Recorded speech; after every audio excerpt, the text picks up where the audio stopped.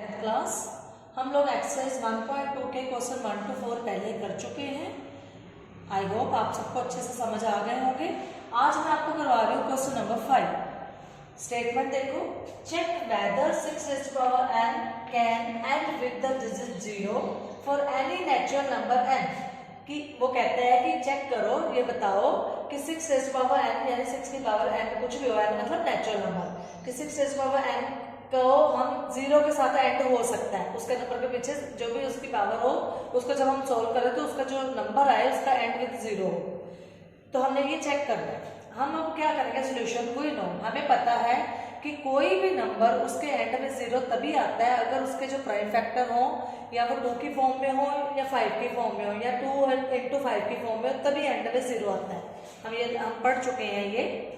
Any number ends with 0 must have prime factors 2 multiply 5 यानी कि 10 हो और 2 raised to power n multiply 5 raised to power n, तभी उसके अगर फैक्टर ये होंगे या इस पावर में कोई भी इसमें n और m नेचुरल में कुछ भी हो तो वो नंबर के एंड में 0 आता है। तो अब हम चेक करेंगे कि 6 raised to power n के में आ सकता है कि नहीं। हमने 6 raised to power n के फैक्टर बनाए तो ये बन गया 2 multiply 3 यानी इसका फैक्टर ये बन गया। तो हमने देखा कि इसमें एक फैक्टर 2 का बन रहा है, 3, बट इसमें 5 नहीं आ रहा। देखो 2 5 से 10 आएगा, 2 5 से 10 आएगा तभी उसके एंड में 0 आएगा ना। तो ये 2 multiply 3 आ रहा है। तो हम लिखेंगे it does not have prime factors in the form 2 raised to power n multiply 5 raised to power n। कैसे देखो, अगर 10 आए तो अगर हम इसको 2 की पावर 2 5 की पावर 2 में आए 100 बन जाता है तो हो सकता है। तो इसलिए वही नंबर के पीछे में 0 आएगा जिसमें ये कम से कम प्राइम फैक्टर हो 2 raised to power 5 2 into 5 की पावर में हो। तो इसलिए हमने देखा कि इसमें 2 और 3 फैक्टर बन रहे हैं, 5 नहीं आ रहा। तो हम लिख देंगे therefore 6 raised to power n cannot end with, same ऊपर स्टेटमेंट से देख के हम लिख देंगे with the digit 0 for any natural number n। ये हमने प्रूव कर दिया कि 6 raised to power n can not be and with the digit 0। Okay, आपको क्वेश्चन नंबर 6।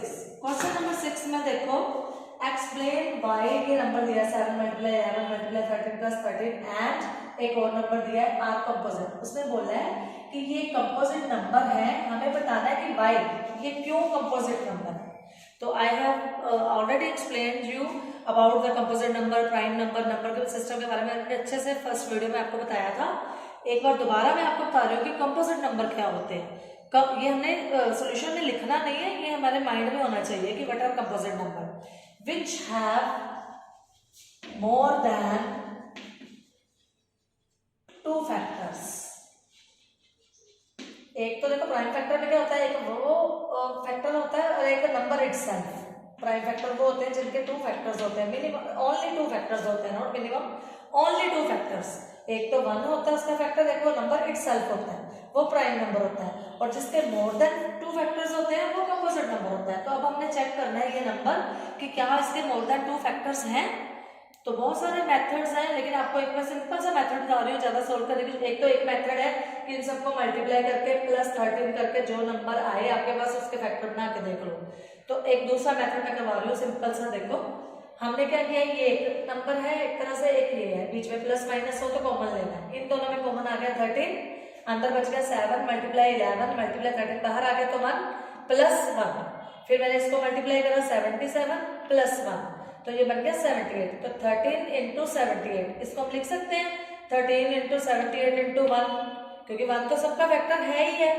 आप चाहो तो इसके और फैक्टर बना सकते हो, 78 के फैक्टर बना के देख सकते हो। 78 के फैक्टर बनाएंगे 2 3 जा 2 9 जा 3 1 जा 3। तो ये देखो 78 के भी 1 2 3 फैक्टर बन रहे हैं, खाली 78 के 3 फैक्टर बन रहे हैं। तो ऑलरेडी हमारे पास एक 13 फैक्टर है, इसके भी 2 फैक्टर 3 के, इसका भी 1, तो ये मोर देन 2 फैक्टर्स हो गए। हम लिखेंगे इट हैज मोर देन, हमारे पास कंपोजिट नंबर, हमें ये कंपोजिट नंबर की डेफिनेशन क्या है, विच हैव मोर देन 2 फैक्टर्स। तो हमें दिख रहा है कि मोर देन 2 फैक्टर्स हैं और मैंने करके भी दिखा दिया मोर देन 2 फैक्टर्स हैं। उसने पूछा था क्यों ये कंपोजिट नंबर है, तो हम लिख देंगे it has more than 2 factors, therefore it has more than 2 factors, has more than 2 factors, therefore जो आपका नंबर होगा वो लिख देंगे this multiply this plus this is composite number। ठीक है, ये थोड़ा अगर राइटिंग में आपको नहीं भी समझ आएगा तो आपको क्लियरली ये समझ आ रहा है कि मोर देन 2 फैक्टर हैं इसके, तो जिस नंबर के भी मोर देन 2 फैक्टर है वो कंपोजिट नंबर है। सिमिलरली सेकंड पार्ट हम देखो कर रहे हैं 7 multiply 6 multiply 5 multiply 4 multiply 3 multiply 2 multiply 1 plus 5। हमें देखने में पता लग रहा है कि देखो एक 5 फैक्टर तो है ही है, इसके अलावा 6 7 भी फैक्टर है, 6 भी फैक्टर है, हम सीधा भी लिख सकते हैं, लेकिन फिर भी हम सोल्व करके लिखते हैं। 5 कॉमन ले लिया, अंदर ये चीज बच गई, दिस प्लस 1 जो कॉमन लिया, तो मल्टीप्लाई करा मैंने करके रखा है 1008 प्लस 1 1009। अब अगर हम फैक्टर बनाएंगे 1 तो है ही है, अगर मैं इसके फैक्टर बनाऊं तो ये बनेंगे नहीं, क्योंकि ये भी प्राइम नंबर है, ये भी प्राइम नंबर है, ये भी प्राइम नंबर है, लेकिन इसके 3 फैक्टर बन रहे हैं मोर देन 2 फैक्टर। हम फिर लिखेंगे it has more than 2 factors, therefore वही नंबर सेम लिख देंगे 7 multiply 6 multiply 5 multiply 4 multiply 3 multiply 2 multiply 1 plus 5 is composite number. Is it clear to all of you? ठीक है,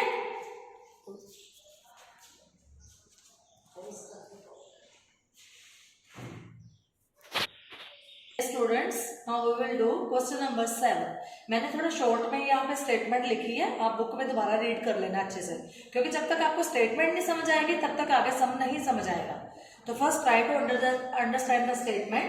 there is a circular path around a sports field. वो कहता है एक सर्कुलर पाथ है, मैं एक डायग्राम से शो करती हूँ, ये देखो ये सर्कुलर पाथ है एक फील्ड में। Sonia takes 18 minutes to take a round. Sonia एक लड़की है, वो 18 मिनट लेती है इसको चक्कर लगाने में, पूरा एक चक्कर लगाने में 18 मिनट लेती है किसी पॉइंट से। लेट इट बी, यहाँ से सोनिया जा रही है। एंड रवि टेक्स 12 मिनट, जबकि रवि जाता है वो 12 मिनट में वो चक्कर पूरा करता है। They start at same point, इस सेम पॉइंट से रवि भी जा रहा है at same time and go in same direction, और सेम डायरेक्शन में जा रहे हैं। ठीक है, वो कहता है after how many minutes will they meet again at the starting point, कि सोनिया और रवि दोबारा से पूरा चक्कर करके यहाँ पे कितने मिनट बाद मिलेंगे, जबकि दोनों टाइम अलग अलग ले रहे हैं। ठीक है, तो इसके लिए हम क्या करेंगे, देखो सोल्यूशन। हम ऊपर से स्टेटमेंट देख के हम लिखे time taken by Sonia is equal to 18 minutes and time taken by Ravi is equal to 12 minutes. अब हमने ये लाइन लिखनी है, since they started at same point, started from same point at same time and go in same direction, and will go in, या ऐसे सीधा भी लिख लो, ये सिर्फ आपको समझाने के लिए भी क्यों हम इसका एलसीएम ले रहे हैं। तो हम इसका एलसीएम लेंगे दोनों का, जब वो दोबारा घूम के एक पॉइंट पे आएंगे तो हम एलसीएम लेंगे। तो हम एलसीएम लेंगे, एलसीएम आपको बताया हुआ है कि प्राइम फैक्टराइजेशन मेथड से लेना है, जब तक यूक्लिड डिवीजन बोला ना जाए हमने प्राइम फैक्टराइजेशन से लेना है। 3 3 ज़ा, तो ये मैंने इसके प्राइम फैक्टर बना लिए 18 के, 2 मल्टीप्लाई 3 मल्टीप्लाई 3, इसी तरह मैं 12 के बनाऊंगी, 2 2 ज़ा 4 3 ज़ा 12। अब जब मुझे एलसीएम लेना है तो आपको बताया हुआ कि पहले एचसीएफ लेना है, मैं यहाँ शो नहीं कर रही हूँ, तो एचसीएफ मुझे पता क्या आ रहा है, ये और ये 2 कॉमन है 3 कॉमन है, ये एचसीएफ आ रहा है, लेकिन मुझे एचसीएफ की जरूरत नहीं है तो मैं सीधा एलसीएम ले रही हूँ। एलसीएम में मैंने क्या बताया था, मैंने पावर्स वाला कई बच्चों को समझ नहीं आता जल्दी, तो मैंने सिंपली ऐसे लिया है, जो बच गया ये 2 में से 2 कॉमन मल्टीप्लाई, एक ये 2 पड़ा है मल्टीप्लाई, ये फालतू 3 पड़ा है और एक ये कॉमन वाला 3 पड़ा है, इन सबको मल्टीप्लाई करेंगे। 2 2 ज़ा 4, 4 3 ज़ा 12, 12 3 ज़ा 36, तो इसका एलसीएम आ गया 36। अब उसने हमें ये नहीं बोला कि एलसीएम बताओ, उसने बोला है कि वो कब मिलेंगे आफ्टर